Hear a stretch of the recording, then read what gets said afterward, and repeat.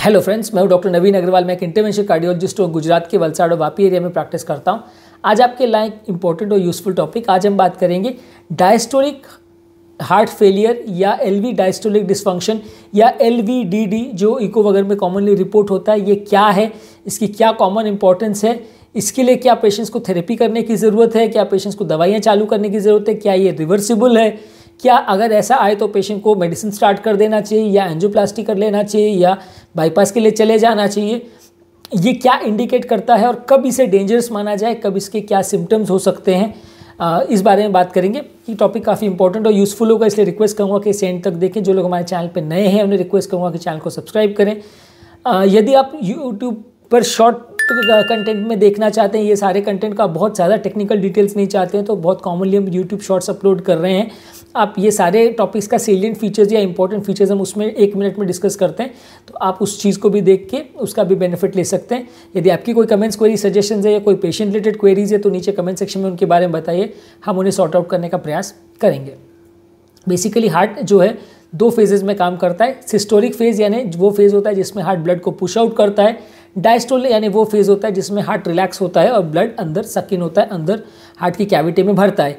जितना अच्छे से हार्ट की कैविटी में ब्लड भरेगा उतना अच्छे से हार्ट कॉन्ट्रैक्ट कर पाएगा और उतना ब्लड को पुश आउट कर पाएगा। अगर हार्ट में ब्लड ही नहीं भर पा रहा है कोई भी कारण से, चाहे हार्ट स्टिफ है या हार्ट की कैविटी में जगह नहीं है या हार्ट को ब्लड भरने को टाइम नहीं मिल पा रहा क्योंकि हार्ट रेट इतना ज़्यादा है, जिस भी कारण से हार्ट का ब्लड फिलिंग अगर कॉम्प्रोमाइज़ होता है तो उस तरह के पेशेंट को हार्ट फेलियर होने का या उसके सिम्टम्स होने का चांस हो सकता है। व्यक्ति को डायस्टोलिक डिसफंक्शन की कैटेगरी में रखा जाता है। डायस्टोलिक डिसफंक्शन के कई कैटेगरीज होती है, कई ग्रेड्स होती हैं, ग्रेड 1, ग्रेड 2, ग्रेड 3, ग्रेड 4। ज़्यादातर लोगों को जिनको भी थोड़ा उम्र ज़्यादा है या बीपी शुगर वगैरह का प्रॉब्लम है या पहले का कोई हार्ट अटैक आया है या हार्ट का गति बहुत ज़्यादा है, बहुत सारे कारणों से लोगों को हार्ट का स्टिफनेस होता है, उसमें ज़्यादातर लोगों को ग्रेड 1 या माइल्ड डायस्टोलिक डिसफंक्शन होता है। इसमें बेसिकली ये होता है, ग्रेड 1 का मतलब ये है कि हार्ट नॉर्मली क्या है, हार्ट का जो डायस्टोल में फिलिंग होता है वो 2 फेज में होता है, एक अर्ली फिलिंग और एक late filling phase. Early filling में क्या होता है कि जैसे हार्ट रिलैक्स करता है ब्लड एट्रिया से वेंट्रिकल में आके भर जाता है और उसके बाद थोड़ी देर के बाद एट्रिया कॉन्ट्रैक्ट करता है यानी ऊपर का चेंबर कॉन्ट्रैक्ट करता है और बचे खुचे ब्लड को पुश करता है। अर्ली डायस्टोलिक फिलिंग का जो ये पैटर्न है वो नॉर्मली हार्ट के रिलैक्सेशन पर डिपेंड करता है। अगर हार्ट रिलैक्स नहीं हो पा रहा है तो ये अर्ली फीलिंग फेज कॉम्प्रोमाइज़ हो जाता है, जिसकी वजह से हार्ट जैसे अर्ली डायस्टोल फेज शुरू होता है और हार्ट को रिलैक्स करना चाहिए, जगह क्रिएट हो जानी चाहिए, वो जगह क्रिएट नहीं होती, हार्ट को शिथिल होता है, रिलैक्स करने में टाइम लगता है, जिसकी वजह से अर्ली फीलिंग में ब्लड उतना स्पीड से नहीं आ पाता जितना उसको आना चाहिए। और हार्ट जो है एट्रिया के कॉन्ट्रैक्शन पर यानी ऊपर वाले चेंबर जब कॉन्ट्रैक्ट करते हैं तो ही वो ब्लड को धक्का देते हैं, तो ही ब्लड नीचे आता है, जिसकी वजह से लोगों को थोड़ा डायस्टोलिक फीलिंग में प्रॉब्लम होती है। हालांकि ग्रेड 1 अगर किसी को डायस्टोलिक फेलियर है तो उसमें ज़्यादातर लोग को सिम्टम्स नहीं होंगे और ज़्यादातर लोग को कोई हार्ट फेलियर की प्रॉब्लम्स वगैरह चालू नहीं होगी। ज़्यादातर लोगों के केस में मैनेजेबल है। इसमें आपको बस सतर्क रहने की ज़रूरत है। जिस कारण से आपको ये डायस्टोलिक डिसफंक्शन हुआ है उसे कंट्रोल करने की ज़रूरत है, चाहे बीपी की वजह से, चाहे शुगर की वजह से, चाहे हार्ट के ब्लॉकेज की वजह से या रिदम प्रॉब्लम की वजह से, जो भी कारण से वो डायस्टोलिक हार्ट फेलियर हुआ है आपको उसको कंट्रोल करने की ज़रूरत है। और काफ़ी केस में आप उसको रिवर्स भी कर सकते हैं। 100% ऐसा नहीं कह रहा हूँ कि हर डायस्टोलिक डिसफंक्शन जिसको आप रिस्क फैक्टर को अगर कंट्रोल कर ले तो सबको रिवर्स कर सकते हैं, लेकिन काफ़ी हद तक केसेस को आप अगर प्रॉपरली रिस्क फैक्टर्स को कंट्रोल करें तो इसे रिवर्स भी किया जा सकता है। और हर डायस्टोलिक डिसफंक्शन वाले पेशेंट को हार्ट फेलियर की थेरेपी चालू करने की ज़रूरत नहीं है, इससे कुछ खास फ़ायदा नहीं होगा। मान लीजिए अगर किसी पेशेंट को थोड़ा सा ब्लड प्रेशर ज़्यादा है तो उनको बीपी के मेडिसिन देंगे, शुगर ज़्यादा है तो शुगर का मेडिसिन देंगे, ब्लॉकेज है तो ब्लॉकेज को ट्रीट करके उसका मेडिसिन देंगे, एट्रियल फिब्रिलेशन या रिदम डिसऑर्डर्स है तो उसको कंट्रोल करने का मेडिसिन देंगे, वैल का प्रॉब्लम है तो उसे ठीक करने का मेडिसिन देंगे। लेकिन हार्ट फेलियर के लिए थेरेपी अनलेस पेशेंट को सिम्टम्स हो, चलने में सांस फूले, घबराहट हो, पसीना हो, धड़कन बढ़ जाए, इस तरह के सिम्टम्स वगैरह हो तो फिर उसका ट्रीटमेंट करना पड़ेगा। अदरवाइज हार्ट फेलियर के लिए अगर अर्ली स्टेजेस में यानी ग्रेड 1 है या इवन ग्रेड 2 भी है और पेशेंट को कोई सिम्टम्स नहीं है तो उसमें हार्ट फेलियर की थेरेपी चालू करने का उतना ज़्यादा ज़रूरत नहीं है। और हर आदमी जिसको ये है उसको मेडिसिन लेने की भी ज़रूरत नहीं है और उसको अगर ब्लॉकेज है थोड़ा बहुत है तो हर एक को आदमी को एंजियोप्लास्टी कराने का भी ज़रूरत नहीं है। ज़्यादातर लोग अगर रेगुलर बेसिस पे एक्सरसाइज करें, थोड़ा डाइट वगैरह का ध्यान रखें और रेगुलर डॉक्टर के चेकअप में रहें, हर 3-4 महीने में इको करवाते रहें तो इस ग्रेड 1 और अर्ली स्टेजेस में डायस्टोलिक हार्ट फेलियर को मैनेज किया जा सकता है। जब heart failure grade 3 grade 4 stage में पहुंच जाता है और पेशेंट को सिम्टम्स होने चालू हो जाते हैं। सिम्टम्स में बेसिकली क्या कि हार्ट क्योंकि ब्लड सक इन नहीं कर पाता है, तो हार्ट के में नॉर्मली जो ब्लड आता है वो लंग्स से आता है लेफ्ट साइड के हार्ट में। तो जब हार्ट ब्लड को सक नहीं कर पाता है तो लंग्स में ब्लड भरने लगता है, लंग्स का प्रेशर बढ़ जाता है, जिसकी वजह से व्यक्ति को सांस फूलने लगती है। लंग्स प्रॉपर ऑक्सीजनेशन नहीं कर पाता और व्यक्ति को सांस फूलती है, घबराहट होती है, चलने में उसका स्टैमिना कम हो जाता है, खांसी वगैरह होती है। इस तरह के फीचर्स होते हैं। ज़्यादातर सीवियर हार्ट फेलियर में डायस्टोल में ज़्यादातर जो भी सिम्टम्स होंगे वो सिस्टोलिक हार्ट फेलियर जैसे ही होंगे, वही सांस फूलना, घबराहट, पसीना वगैरह होना, सीवियर हार्ट फेलियर में पानी भर जाना और ये सारे फीचर्स होंगे। तो वो सीवियर हार्ट फेलियर में ज़्यादातर उसमें थेरेपी भी सेम ही होती है जो सिस्टोलिक हार्ट फेलियर में होती है। हालांकि जो रिजल्ट्स थेरेपी से मिलते हैं वो कंपैरेटिवली सिस्टोलिक हार्ट फेलियर में ज़्यादा अच्छे मिलते हैं, मेडिसिन वगैरह का रिजल्ट। लेकिन हाँ, डायस्टोलिक हार्ट फेलियर में थेरेपी और दवा जो यूज़ होती है ज़्यादातर वो वही यूज़ होती है। अर्ली स्टेजेस में ग्रेड 1 ग्रेड 2 में जब तक पेशेंट है तब तक पेशेंट को ट्रीट करने का उतना ज़्यादा फायदा नहीं होगा। आप थोड़ा वेट एंड वॉच ही कीजिए, पेशेंट के सिम्टम्स को कंट्रोल करने का ट्राई कीजिए, रेगुलर एक्सरसाइज कीजिए। हाँ, ये है कि अगर हार्ट फेलियर थोड़ा बहुत चालू हो गया है तो अगर बीपी का ट्रीटमेंट करना है या अगर शुगर का ट्रीटमेंट करना है तो आप मेडिसिन का चॉइस थोड़ा चेंज कर सकते हैं। जैसे मेडिसिन में बाकी लोग को बीपी के लिए जो आप मेडिसिन देते हैं उसके बदले आप एसी इनहिबिटर्स को प्रेफर कर सकते हैं जो हार्ट फेलियर में भी मदद करती है, साथ में बीपी कम करती है। या आप उनको बीटा ब्लॉकर दे सकते हैं जो हार्ट गति को भी कम करती है, साथ में फेलियर को भी ठीक करती है, तो वो भी मदद कर सकता है। एल्डेक्टॉन दे सकते हैं, वो भी हार्ट फेलियर में मदद करती है, एंटी हाइपरटेंसिव भी है।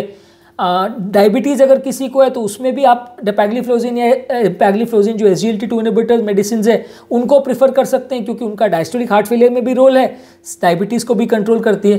तो आप चॉइस ऑफ मेडिसिन को थोड़ा ऑल्टर कर सकते हो कि पेशेंट को अगर हार्ट फेलियर के सिम्टम्स है तो उसके हिसाब से आपको दवाइयों को एडजस्ट कर सकते हो। पर सिर्फ हार्ट फेलियर ग्रेड 1 है तो उसके लिए सारी हार्ट फेलियर की मेडिसिन, अगर कोई भी दवा नहीं ले रहा है पेशेंट तो वो चालू करने का ज़रूरत नहीं है, उसमें आप वेट एंड वॉच कर सकते हो। ज़्यादातर पेशेंट्स में वो काम चलता रहता है। हाँ, पेशेंट को अगर उससे सिम्टम्स हो या कभी भर्ती करने की ज़रूरत पड़े, सडन पेशेंट को लंग्स में पानी भर जाए, वैसा अगर कुछ प्रॉब्लम होती है या उसके रिस्क फैक्टर्स बहुत ज़्यादा हैं तो फिर उसके लिए अपने को पेशेंट को ट्रीट करना पड़ता है। ये डायस्टोलिक डिस्फंक्शन ज़्यादातर जो है सबसे कॉमनली इकोकार्डियोग्राफी पे ही सस्पेक्ट किया जा सकता है। अगर किसी व्यक्ति को चलने में सांस फूल रही है, घबराहट हो रही है, पसीना हो रहा है या हार्ट फेलियर के सिम्टम्स है तो वो इको ट्रेडमिल करके अपने आप को इवैल्यूएट कर सकता है। इको में आपको पता चलेगा कि पेशेंट को हार्ट का स्टिफनेस है कि नहीं, हार्ट की दीवार कितनी मोटी है और उसमें कौन से ग्रेड का डायस्टोलिक डिस्फंक्शन है। उस हिसाब से हम पल्स वेव डॉपलर की सिग्नल्स के हिसाब से हम असेस कर सकते हैं कि पेशेंट को कौन से ग्रेड का हार्ट फेलियर है। जबकि ट्रेडमिल में हम पता कर सकते हैं कि उसका स्टैमिना कितना, एफर्ट टॉलरेंस कितना है और उसकी नली में कोई ब्लॉकेज वगैरह है कि नहीं, ये सारी चीज़ें हम ट्रेडमिल पर पता कर सकते हैं। ईसीजी में थोड़ा बहुत आइडिया मिलेगा, लेफ्ट एट्रियल ओवरलोड के साइंस मिल सकते हैं, लेफ्ट एट्रियल हाइपरट्रॉफी या लेफ्ट वेंट्रिकुलर हाइपरट्रॉफी के साइंस मिल सकते हैं, थोड़ा धबकारे की अनियमितता के साइंस मिल सकते हैं, तो उसमें कुछ एडिशनल इन्फॉर्मेशन आपको मिल सकती है। पर सबसे बेस्ट टूल डायग्नोस करने के लिए वो इकोकार्डियोग्राफी ही है। अगर आपको इस तरह के सिम्टम्स है तो आप अगर डायस्टोलिक डिस्फंक्शन इको में डायग्नोस हुआ है तो आप बार बार इको करके हर 6 महीना या 1 साल में रिपीट करके उसको असेसमेंट कर सकते हैं कि वो बिगड़ तो नहीं रहा है। और मीनवाइल जो कारण है जिसकी वजह से आपको वो हुआ है उससे कंट्रोल करने का प्रयास करें। एंजियोग्राफी इसमें तभी इंडिकेटेड है जब व्यक्ति को पेन वेन ज़्यादा हो, रिस्क फैक्टर्स ब्लॉकेज के ज़्यादा हो या ट्रेडमिल पॉजिटिव हो या उसको ऐसा ईसीजी में चेंजेस हो जिसकी वजह से हार्ट की नली के ब्लॉकेज का अंदेशा है, तो वहाँ पे एंजियोग्राफी इंडिकेटेड है। हर एक केस में इसमें एंजियोग्राफी इंडिकेटेड नहीं है। अगर किसी को डायस्टोलिक हार्ट फेलियर कोई स्पेसिफिक वजह से हो रहा है तो बीपी, शुगर, कोलेस्ट्रॉल तो कंट्रोल करना ही करना है। अगर किसी को वैल का प्रॉब्लम है तो उसको ट्रीट करना पड़ सकता है। किसी को रिदम का प्रॉब्लम है, धबकारा नियमित है तो उसमें ईपी स्टडी, आरएफ अब्लेशन वगैरह प्लान कर सकते हैं या high dose anti arrhythmic medicine से मतलब गति को कंट्रोल करने वाली मेडिसिन से मुंह से कंट्रोल करने का प्रयास कर सकते हैं। ज़्यादातर पेशेंट्स में दिक्कत नहीं आती है पर इसे बहुत इग्नोर भी नहीं कर सकते क्योंकि ये प्रॉब्लम कभी कभार सीरियस हो जाती है और खासकर जब किसी को सीवियर डायस्टोलिक हार्ट फेलियर अगर हो जाए तो वहाँ पे जान का खतरा भी हो सकता है और कंडीशन बिगड़ भी सकती है। तो वैसे केस में आपको जितना ज़्यादा सीवियरिटी हो उसके हिसाब से उतनी ज़्यादा अग्रेशन के साथ ट्रीटमेंट करना पड़ता है। तो नेक्स्ट टाइम अगर आपकी इको में ग्रेड 1 डायस्टोलिक डिस्फंक्शन अगर रिपोर्ट होता है या LVDD रिपोर्ट होता है तो उसके लिए इतना पैनिक करने की या टेंशन करने की ज़रूरत नहीं है। जो कारण है उसको ट्रीट करिए। ज़्यादातर ग्रेड 1 और ग्रेड 2 में आपको कोई ज़्यादा दिक्कत नहीं आएगी और आपका सर्वाइवल ऑलमोस्ट नॉर्मल होगा। काफ़ी पेशेंट हमसे ये भी पूछते हैं कि इसमें मेरा सर्वाइवल कैसा रहेगा, मैं अगर LVDD आ गया, अभी मेरी 25 साल की एज है तो मैं क्या 70-80 साल तक जी पाऊँगा या नहीं। तो ज़्यादातर अर्ली स्टेजेस का हार्ट फेलियर अगर है, डायस्टोलिक डिस्फंक्शन है, तो उसमें आपकी सर्वाइवल पर बहुत ज़्यादा फर्क नहीं पड़ेगा। हाँ, किसी को ग्रेड 3 ग्रेड 4 में चला गया और बहुत ज़्यादा हार्ट फेलियर है, दवाइयों से मैनेज नहीं हो पा रहा है, तो फिर डेफिनेटली आपके सर्वाइवल पर फ़र्क पड़ सकता है। पर उसको जानने का, समझने का तरीका बस वही है कि आप रिपीटेड कार्डियक इन्वेस्टिगेशंस कराते रहिए, हर 3 to 6 मंथ्स में कार्डियोलॉजिस्ट को दिखाते रहिए, जो कारण है जिसकी वजह से हार्ट फेलियर हुआ है उसे कंट्रोल कीजिए, और बाद में फिर अगर वर्सनिंग होती है तो हार्ट फेलियर की सारी मेडिसिन आपको स्टार्ट करना ज़रूरी है। डाइट और एक्सरसाइज राइट फ्रॉम डे 1 आपको चालू कर देना चाहिए। तो आज हमने बात की एलवी डायस्टोलिक डिस्फंक्शन के बारे में। बेसिकली ग्रेड 1 डायस्टोलिक डिस्फंक्शन क्या होता है, ये एलवीडीडी क्या होता है, इसकी क्या इंपॉर्टेंस है और उसे ट्रीट करने की ज़रूरत है या नहीं, इस बारे में बात की। यदि इस कमेंट्स टॉपिक से संबंधित आपके कोई कमेंट्स, कोई सजेशन है या कोई और टॉपिक्स पर आप चाहते हैं वीडियोज़ बनाएं, तो नीचे कमेंट सेक्शन में उनके बारे में बताइए, हम उन्हें कवर करने का प्रयास ज़रूर करेंगे। यदि आपको ये सारे कंटेंट्स को सिर्फ ब्रीफ समरी सुनना है, बहुत ज़्यादा टेक्निकल डिटेल्स में नहीं जाते, तो हम रेगुलरली अपने चैनल पे यूट्यूब शॉर्ट्स अपलोड करें जिसमें हर टॉपिक के इंपॉर्टेंट सेलियंट फीचर्स हम कवर करते हैं ब्रीफ में 1 मिनट में, तो आप उसे सुन के उनका फ़ायदा ले सकते हैं। अंत में मैं डॉक्टर नवीन अग्रवाल तहे दिल से आपका शुक्रिया अदा करूँगा कि आपने इस टॉपिक को अंत तक देखा। जो लोग हमारे चैनल पे नए हैं उन्हें रिक्वेस्ट करूँगा कि चैनल को सब्सक्राइब करें, ताकि इस चैनल को कंटिन्यू करने के लिए हमें इंस्पिरेशन और मोटिवेशन मिलती रहे।